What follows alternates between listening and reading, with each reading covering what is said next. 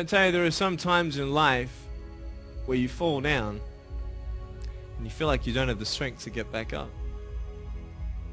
You sort of put a mask on your face when you come to school and pretend that everything's okay when it's not, and you go home and lay in your bed when no one's looking at you, when you don't have to impress anybody, and you're yourself.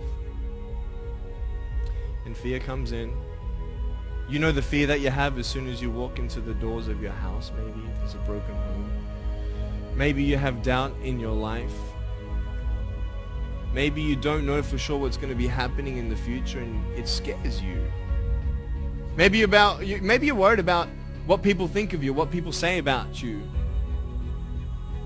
Just that fear paralyzes you. And I just want to ask you today, do you think you have hope?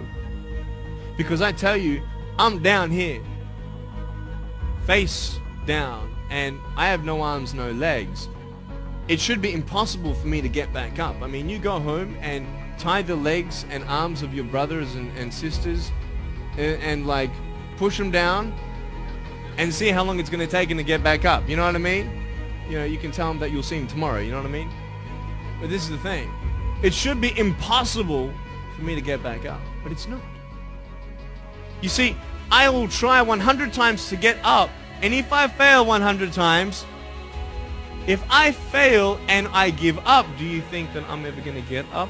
No. But if I fail, I try again and again and again. For as long as I try, there's always that chance of getting up. Does that make sense?